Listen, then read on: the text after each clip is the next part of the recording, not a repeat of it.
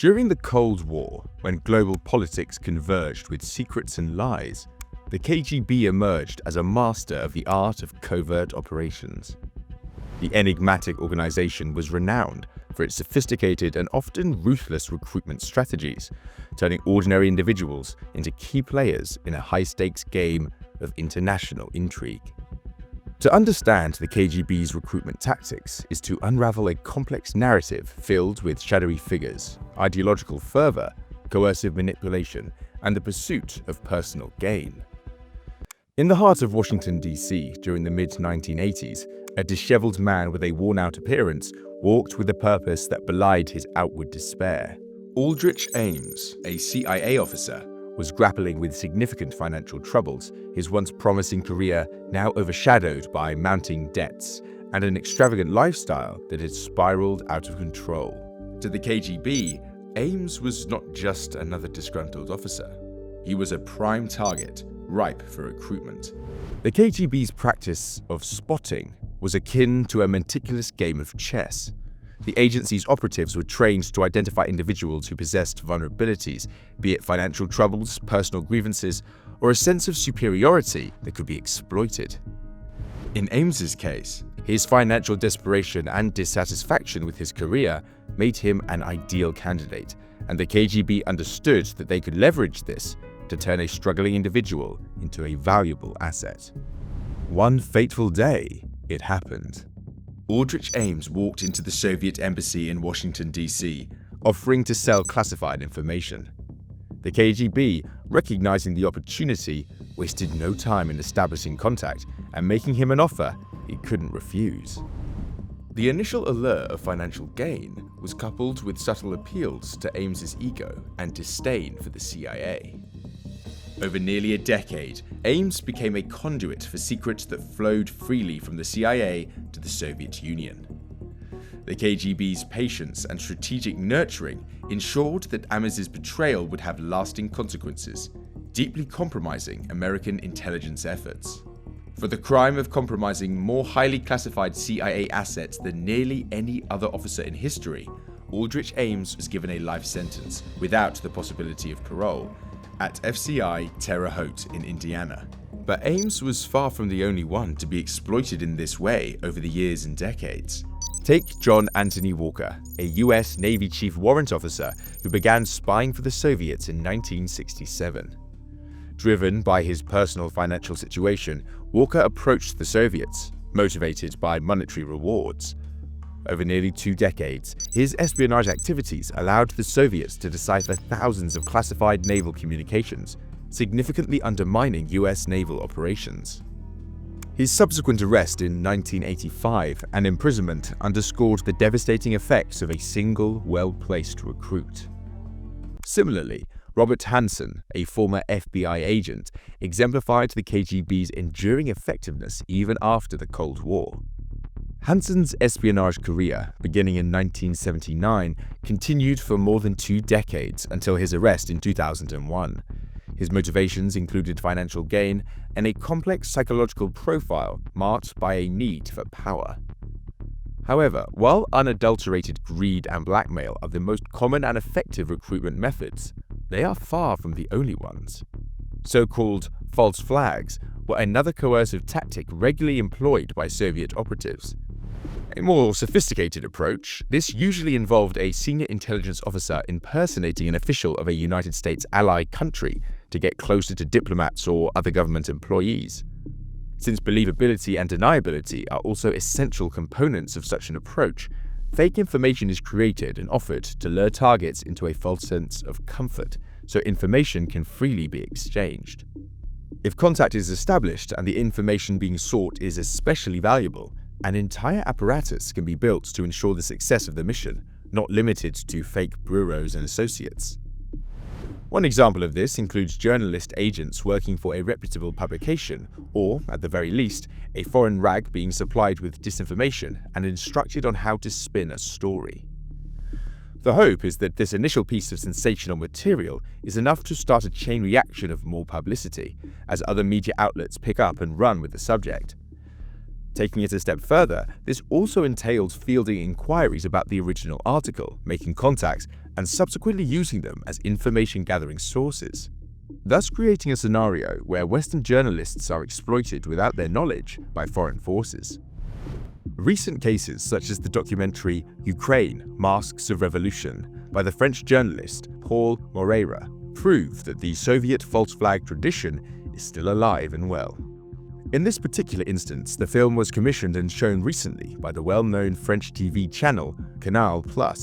However, it included many factual mistakes and irregularities which, unintentionally, were in complete alignment with the Kremlin's narrative of events in Ukraine.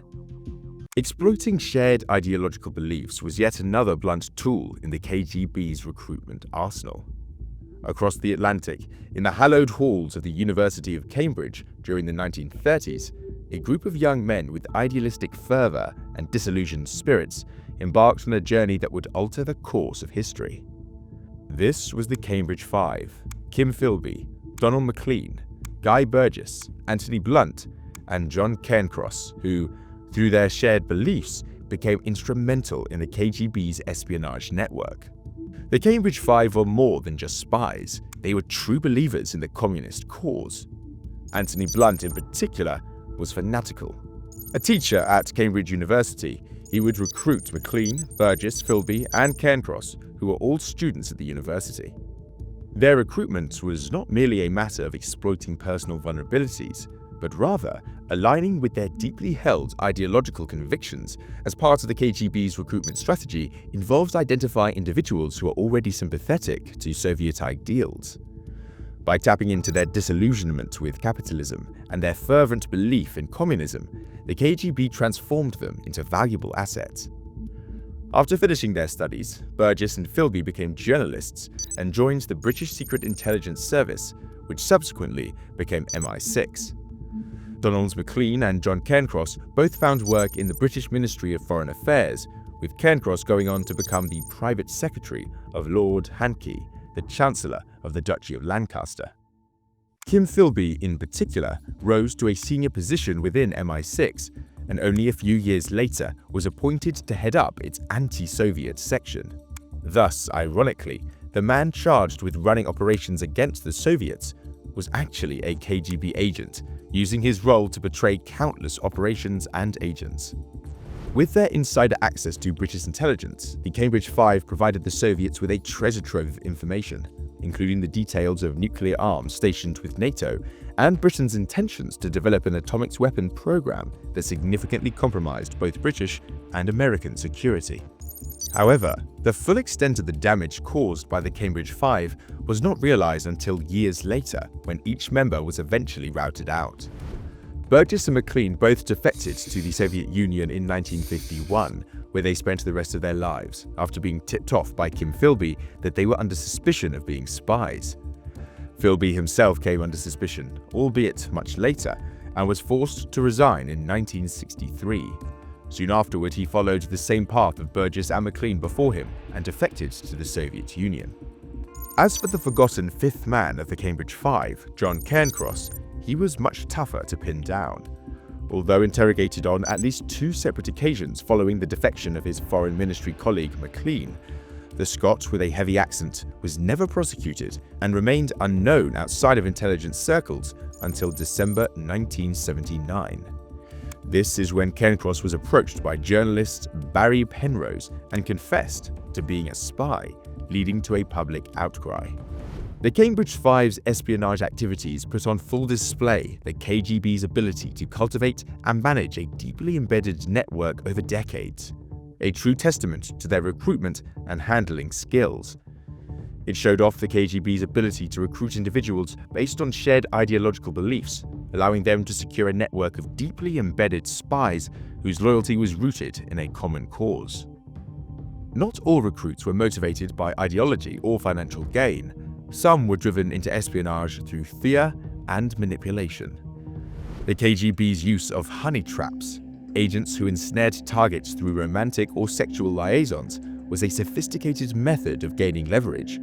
These relationships could be consensual or coercive, depending on the situation and the target's vulnerabilities. John Vassell, a British civil servant, became a victim of such a honey trap while stationed at the British Embassy in Moscow. During a social event hosted by the KGB, Vasyl was photographed in compromising situations with other men. Given the prevailing legal and social stigmas in the UK at the time, Vasyl was highly susceptible to blackmail. The KGB exploited this vulnerability, using the threat of exposure to coerce him into becoming an agent. Vasyl's double life, filled with espionage and deception, continued for several years. He provided the Soviets with a wealth of sensitive information, undermining British national security.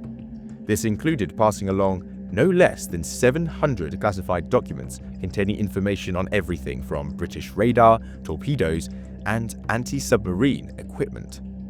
He would only be caught after Anatoly Golitsyn, a senior member of the KGB, defected to the United States in 1961, followed shortly by another defector, Yuri Nosenko, exposing him. His eventual arrest and imprisonment in 1962, where he would serve 10 years, marked the end of his espionage activities, but highlighted the KGB's strategic use of personal and social vulnerabilities.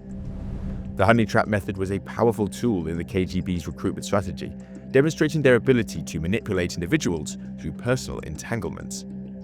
Once individuals were recruited, the KGB's meticulous training ensured their effectiveness and loyalty. The training was rigorous, encompassing espionage techniques, secure communication methods, and psychological conditioning. Recruits were schooled in the art of surveillance, discreet information transfer, and the avoidance of detection. But the KGB's training was not solely focused on technical skills, it also emphasized ideological indoctrination. Recruits were immersed in communist ideology, reinforcing their commitment to the Soviet cause. This dual approach of technical training and ideological conditioning helped mold highly effective and dedicated agents. Morris and Lona Cohen, an American couple who operated under the codenames Peter and Helen, exemplify the KGB's thorough training and handling methods. Recruited in the 1940s, the Cohens were initially driven by their communist beliefs. Their training included learning sophisticated methods of clandestine communication, such as dead drops and secret writing. This extensive training ensured that the Cohens could operate effectively within Soviet espionage networks, contributing significantly to the development of the Soviet atomic bomb. The KGB's ability to maintain control and ensure the loyalty of their agents was crucial to their success. Regular communication and psychological support also played a significant role, with case officers who managed the agents often developing close personal relationships, providing reassurance and addressing any concerns or fears. Overall, the effectiveness of KGB recruitment methods has had profound implications, shaping not only Cold War espionage, but also modern intelligence practices. From the seductive allure of honey traps to the pressure of coercion, the KGB's techniques have left an indelible mark on intelligence operations worldwide. This makes the KGB's strategies not just another chapter in history, but a continuing influence on the art of espionage. As the world moves forward, the echoes of the KGB's intricate web reminds us of the delicate balance between trust and deception, and the ever-present shadow of intrigue that continues to shape the practice of spy recruitment. Thank you for watching, and I'll see you in the next one.